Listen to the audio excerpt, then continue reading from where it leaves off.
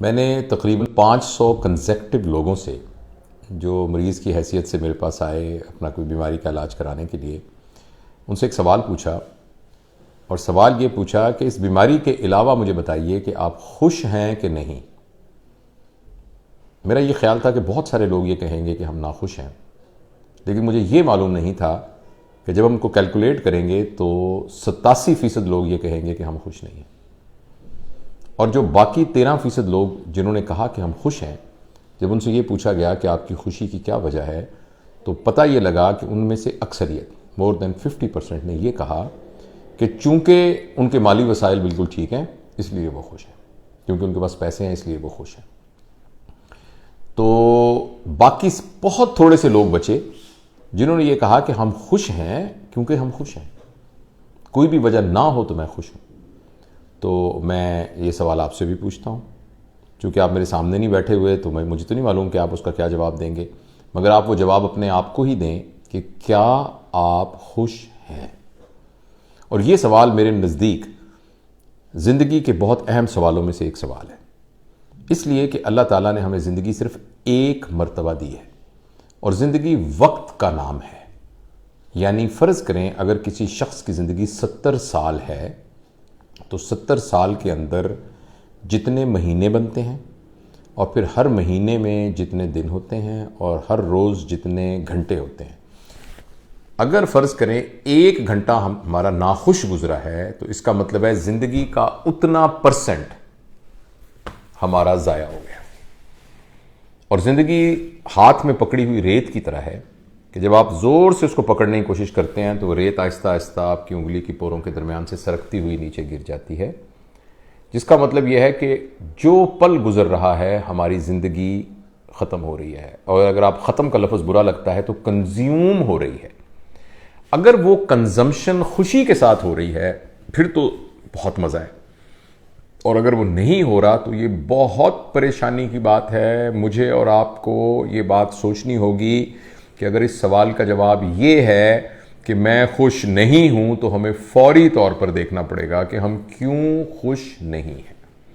اور یہ بات ذہن میں رکھیے گا، آسانیوں کا مطلب خوش ہونا نہیں ہے، کیونکہ اگر آسانیوں کی بہتات کا مطلب خوش ہونا ہوتا تو ملینر لوگ خودکشیاں نہ کرتے، ملینر لوگ اینٹی ڈپریسنٹ پر نہ ہوتے،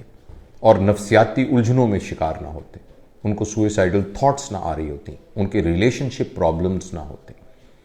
تو اس لیے اس سوال کا جواب تلاش کرنا بہت ضروری ہے۔ اچھا، جب میں یہ آپ کو ویڈیو، اب آپ سب لوگ یہ سوچ رہے ہوں گے کہ ابھی میں کوئی ایسی زبردست سی بات کروں گا جس سے آپ کو ایک دم پتہ لگ جائے گا کہ خوش رہنے کا کیا طریقہ ہے، تو میں معافی چاہتا ہوں، اس طرح کی کوئی بھی بات میں آپ کو نہیں بتا سکتا، اس لیے کہ ہر انسان یونیک ہے۔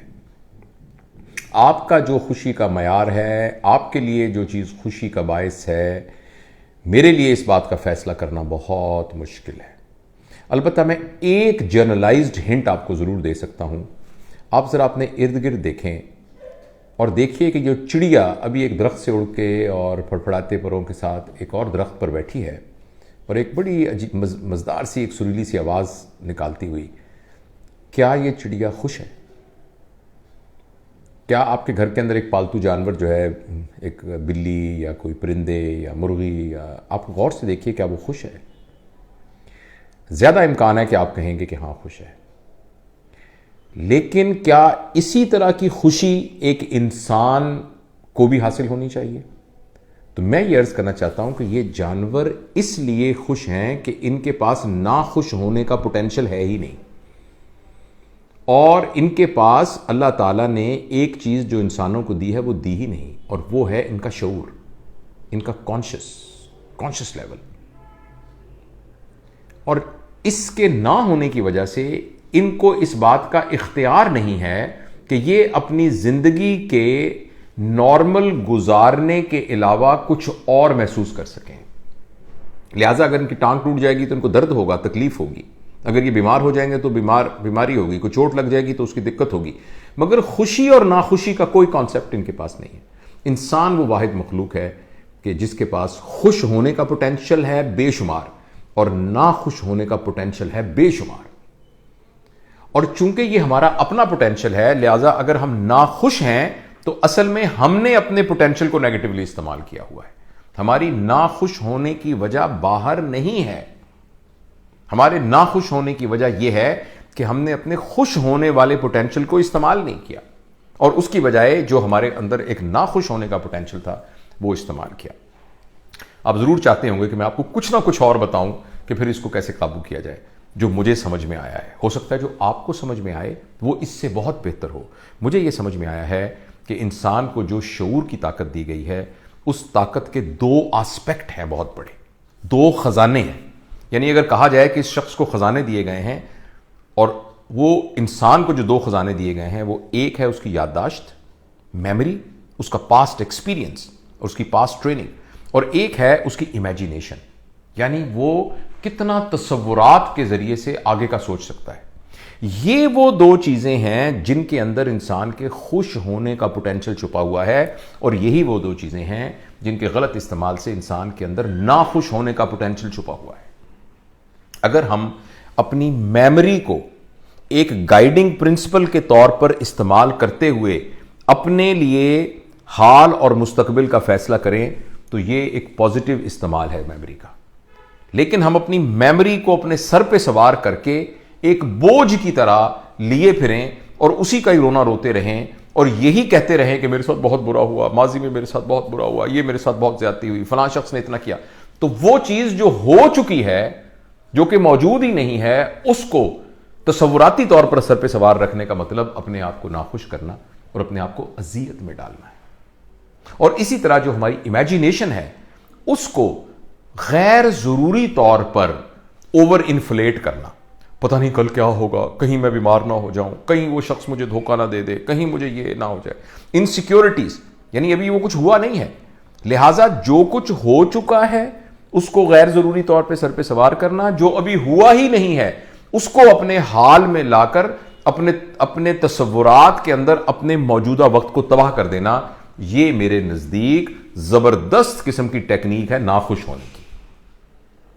اور پاسٹ ایکسپیرینس کو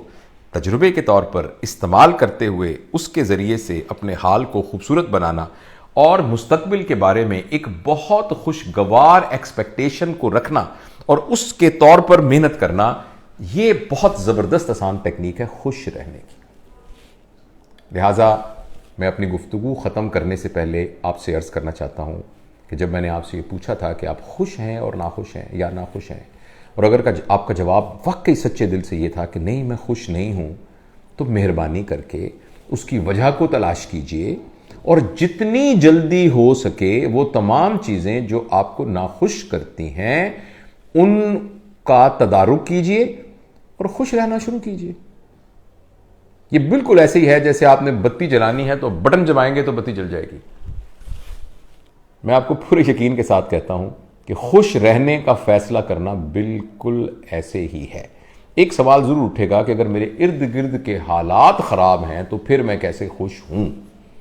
اس میں کوئی شک نہیں ہے کہ ہمارے سوچوں کو ارد گرد کے حالات انیشیٹ ضرور کرتے ہیں, لیکن اس کے بدلے میں ہمارے اندر کس قسم کا مزاج اور ماحول بنے گا یہ تو میرا اختیار ہونا چاہیے. آپ کیسے سوچتے ہیں, آپ کیسے زندگی گزار رہے ہیں, اس پر تو میرا اختیار نہیں ہے. میں کیسے سوچتا ہوں اور کیسے زندگی گزار رہا ہوں اس کا اختیار تو مجھے ہونا چاہیے. تو آپ اپنے اختیار کو استعمال کیجئے اور اس سوال پر غور کیجئے, پھر دیکھیے کہ آپ نے اپنے لیے خوش رہنے کے لیے کیا طریقہ وضع کیا ہے.